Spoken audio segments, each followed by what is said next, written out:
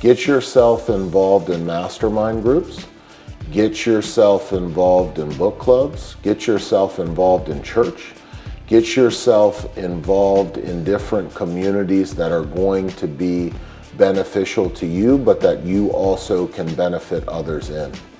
In order to receive, you have to get very good at giving. Not just financially, but your time and all sorts of other things. So it's important to get yourself involved in communities that are positive. Instead of going to the bar, go to the gym. You'll make a friend there. That's a person that is serious about their health. And if you hang around a person that's serious about their health, what's going to happen? You're going to become more healthy.